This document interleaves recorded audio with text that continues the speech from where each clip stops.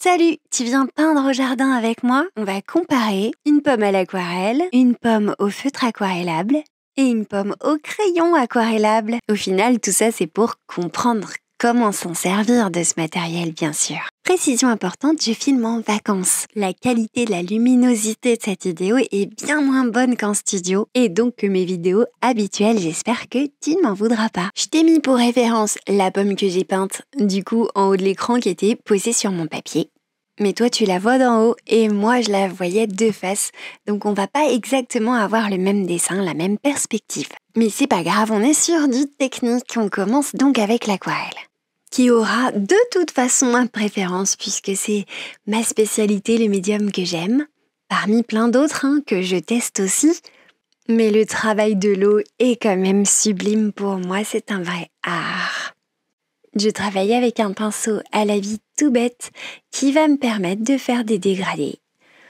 Voilà, je vais chercher la goutte que j'ai laissée puisque j'ai commencé très en eau cette pomme pour faire la première couche qui reste assez uniforme malgré le fait que j'ai fait le dessin à la main.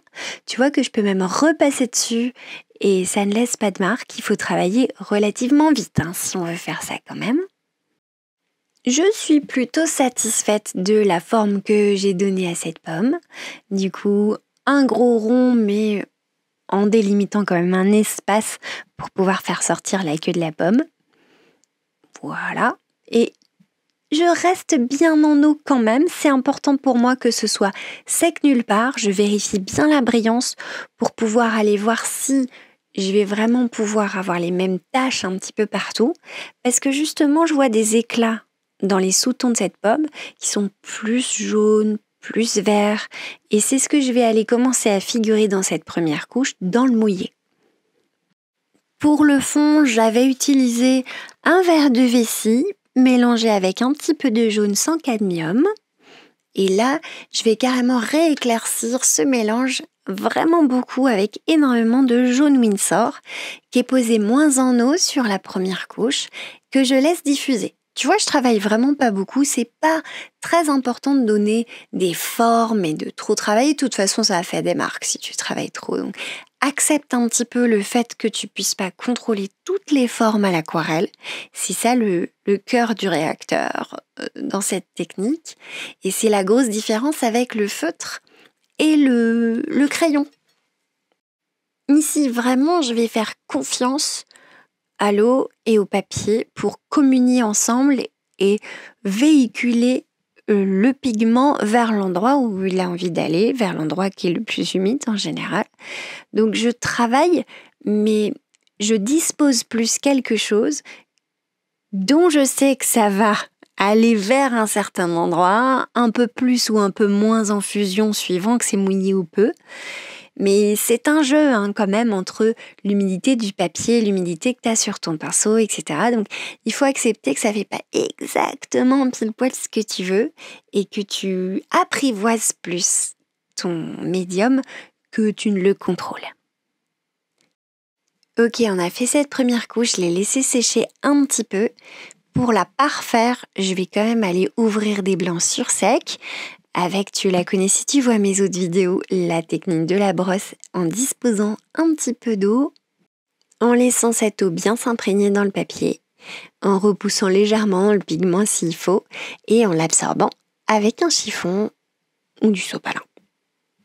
Comme là, je suis sur du papier cellulose, je sais que ça va être facile, c'est du Animule, celui-là il me semble, le moulin du coqueluche rouge. Eh bien, je sais que ça retire très bien, donc je suis pas du tout inquiète de contourner mes blancs. Je sais que je vais pouvoir révéler de l'éclat de la pomme, même si c'est en dessous de la deuxième couche, a posteriori de ma première couche. J'espère que je t'en mêle pas trop. Pour être plus simple et clair, j'ai fait ma première couche. Ensuite, j'ai attendu que ça sèche. J'ai retiré quelques blancs pour avoir la visibilité de l'éclat. Et là, maintenant, juste maintenant, à cet instant de la vidéo, je passe à la deuxième couche.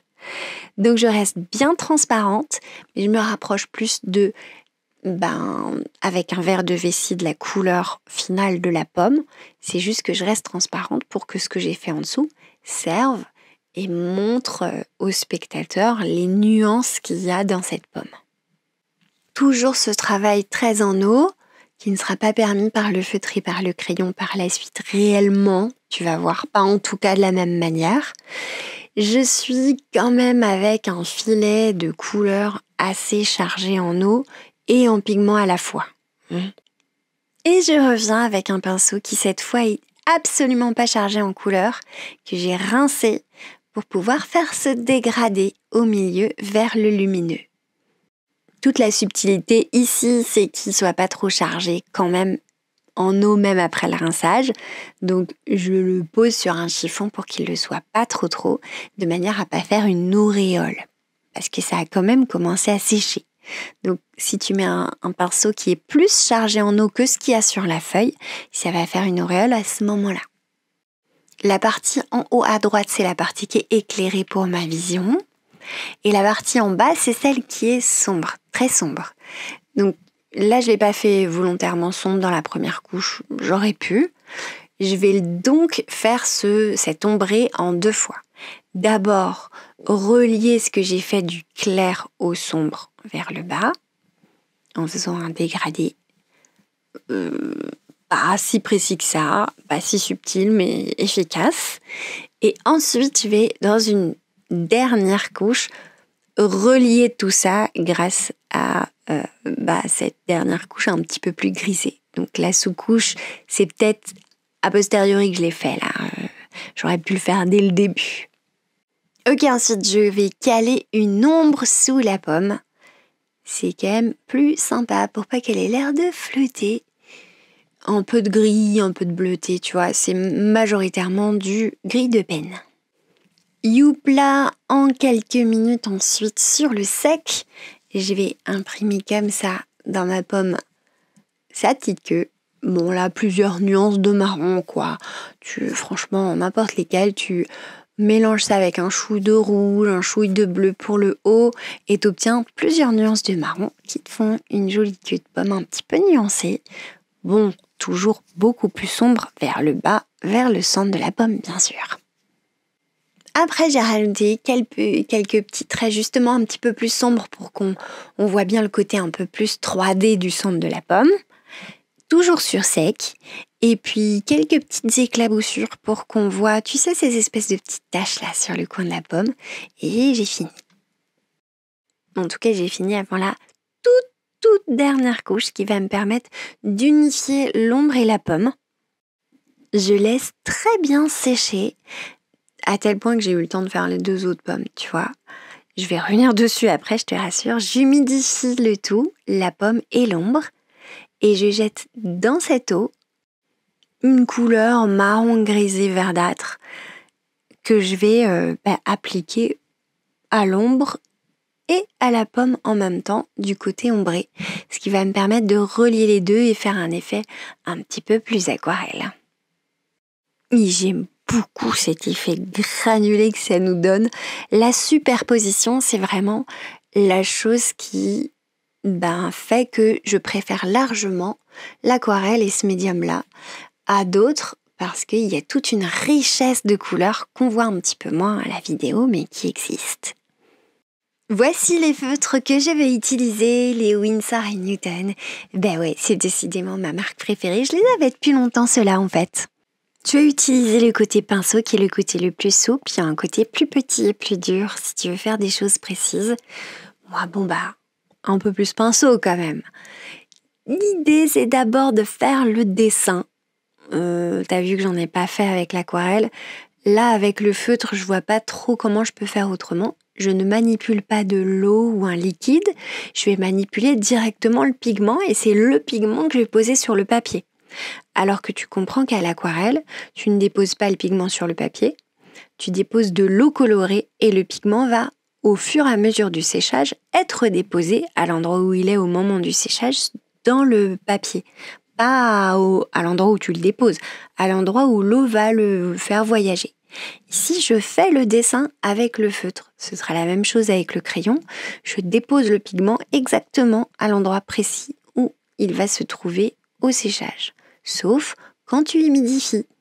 Avec un pinceau humide, je vais voilà, repasser par-dessus le dessin que je viens d'effectuer.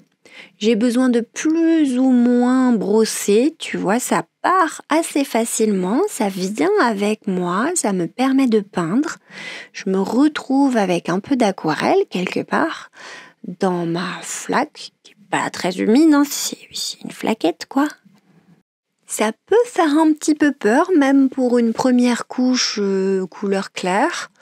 Il reste un petit peu de vert dans mon pinceau, je crois, donc il faut que je le rince. Et là, vraiment, la quantité d'eau que tu mets ne va pas vraiment changer la dilution, hein. Tu mets de l'eau et ça active le feutre. Ça peut pas l'activer et le faire disparaître, tu vois. Tu vas voir quand même tout ce dessin. Et puis, tu vas recouvrir les blancs. Je pense pas que tu puisses vraiment relever les blancs aussi facilement qu'avec l'aquarelle, donc je fais quand même très attention à ça.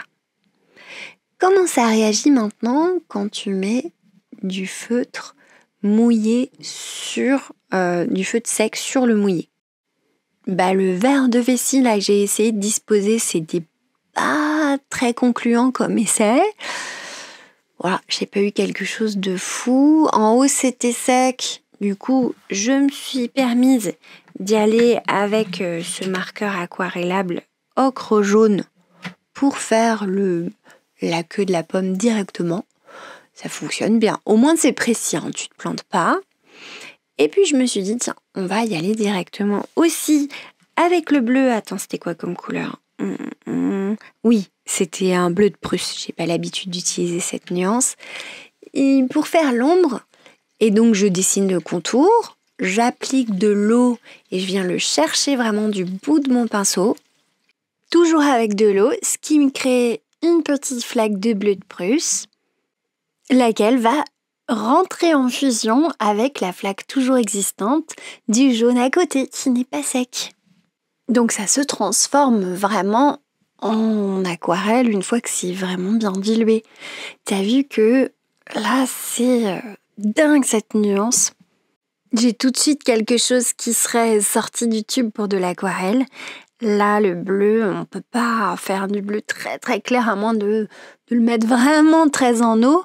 Quand je le dispose comme ça et que je fais une forme assez grande, mais je vais disposer plein de pigments et donc avoir plein de pigments dans ma flaque. Donc ça va être très très foncé.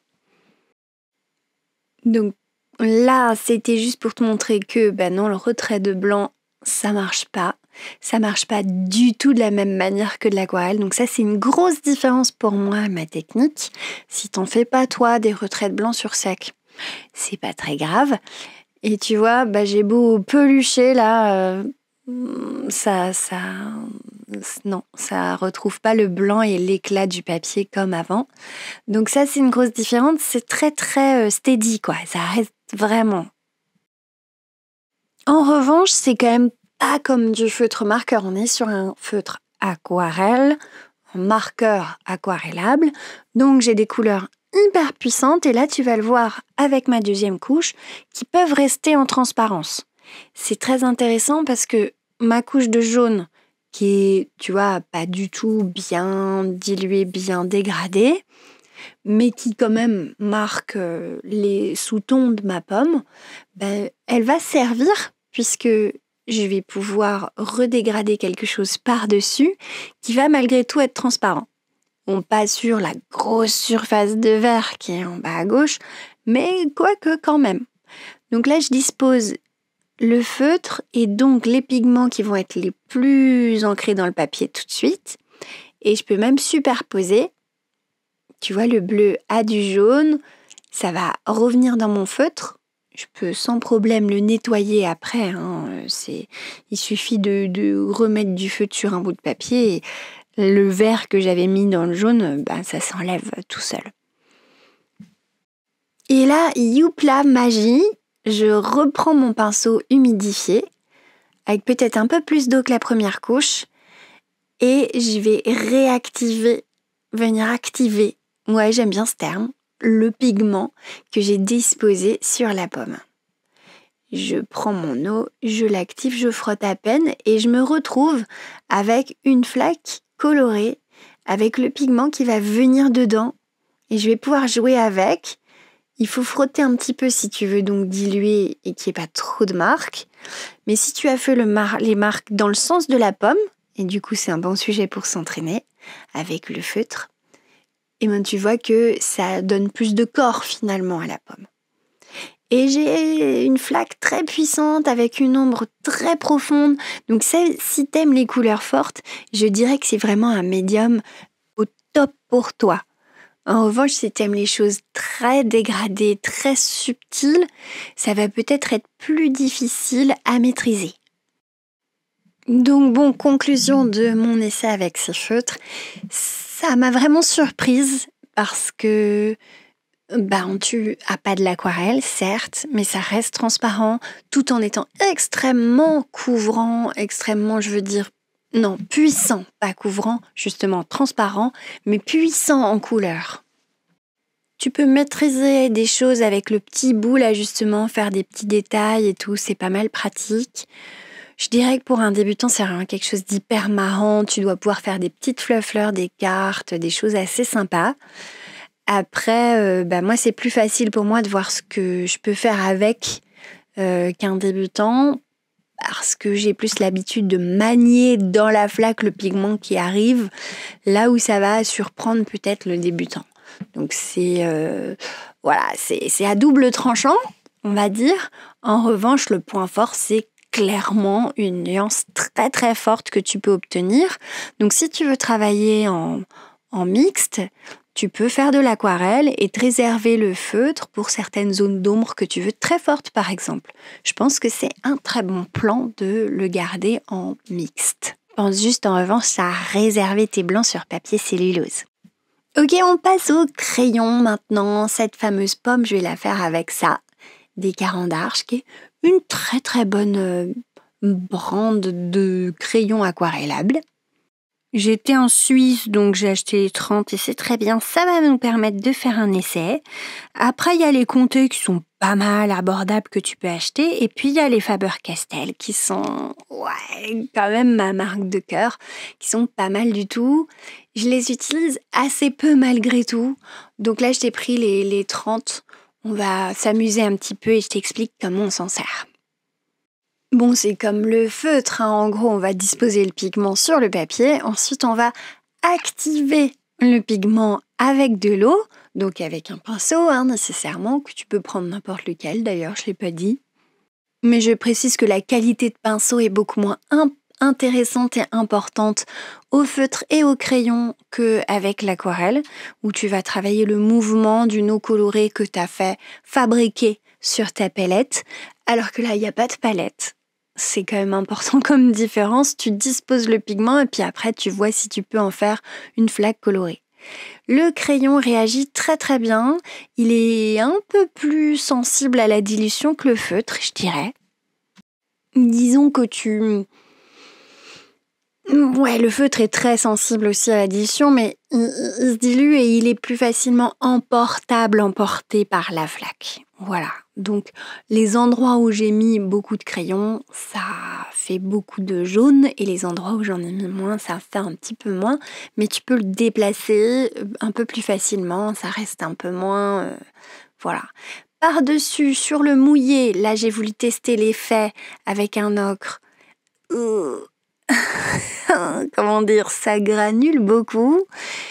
C'est pas ouf. Franchement, le crayon tel quel dans le mouillé, non, c'est non pour moi. Ça passe pas du tout. Pardon pour cet effet, pardon au crayon, mais là, non, je l'utiliserai pas. Du coup, sur sec seulement, là, si je veux faire une deuxième couche, je superpose. Ça granule, ça fait quelque chose. En tout cas, on voit le papier, ça fait une texture. Et je te spolierai pas, je te le dis tout de suite. En fait, tu peux faire 1, 2, couches, mais après 3 couches, ça commence à faire beaucoup, quoi. Ça fait pas la même sensation. Tu récupères pas le papier quand tu fais plusieurs couches. Donc, tu vas pouvoir superposer plutôt avant l'eau que après. Tu peux superposer après et faire un rattrapage, mais ça marchera pas beaucoup, ça fera pas exactement le même effet, le même ressenti papier que pour la première couche. Donc autant mélanger les couleurs directement dans la première couche, je pense. Après, je t'ai fait à l'aquarelle, au feutre et au crayon, seulement 2 couches en gros, et c'était suffisant pour faire un premier motif assez sympathique. Donc j'avais fait ce premier fond jaune, je viens mélanger mes couleurs et disposer, c'est pour ça qu'il te faut pas mal de crayons pour pouvoir faire, tu vois, comme au pastel, différentes nuances. Si tu as 2-3 crayons aux couleurs primaires, je dirais que c'est un petit peu moins efficace que si tu as 2-3 tubes pour de l'aquarelle, tu vois, ou 2-3 godets. Là, il faut quand même mélanger pas mal de nuances pour pouvoir obtenir une couleur, donc 30 crayons, c'est quand même pas mal. Voilà, je pense que 24, ce serait le minimum vital, tu vois, pour pouvoir faire des croquis. Bon, si dès que tu veux détailler un petit peu et faire une pomme avec quand même des nuances, des choses comme ça, bon, il te faut quand même pas mal de couleurs. Et là, une fois mélangé, je passe de l'eau, donc, et encore une fois, ne mets pas trop d'eau, ça sert à rien de faire. Si tu viens en flaque, ça va faire un mélange de tout et tous les pigments vont se mélanger. Là, si tu veux que ça reste posé à l'endroit où c'est, tu vas quand même mettre de l'eau, mais pas too much, quoi. Ça va fuser un petit peu quand tu crées des flaques aussi, et ça va surtout rester en grain. Donc la fusion, elle est faisable dans le sens où je crée de l'aquarelle puisque je crée dans ma couleur de l'eau colorée et je vais pouvoir l'emporter ailleurs, donc laisser l'eau fuser. C'est toujours l'eau qui va bosser là. Mais il y a du pigment qui a été placé sur le papier directement, qui va rester sur le papier. Un peu comme le feutre, il y a une permanence de la première couche de ce que tu disposes qui est quand même assez importante, à vraiment à prendre en compte. En revanche, ce que j'ai disposé qui n'est pas dans le mouillé, c'est assez délicat. C'est très joli, les mélanges se font bien, les fusions se font bien. On est pas mal au niveau de la technique. C'est beaucoup plus délicat et ça permet plus de superposition de couleurs, de mélange que les feutres. Bon, après, j'en avais pas 30 des feutres, mais j'ai un jeu un peu plus subtil de dégradé que je peux effectuer avec ce crayon. L'avantage principal, je dirais que c'est plutôt pour le débutant que tu n'as plus de problème de contrôle de l'eau. Tu vas pouvoir créer des textures et des détails sans avoir recours à un pinceau fin. Le désavantage après, il y en a plusieurs. Il y a la texture, la chose qui reste un petit peu. Tu le vois particulièrement dans l'ombre, là c'est très visible. Et le fait aussi que ce soit plus difficile de créer des valeurs qui sont fortes avec ce crayon. Voilà, c'est une question de préférence après.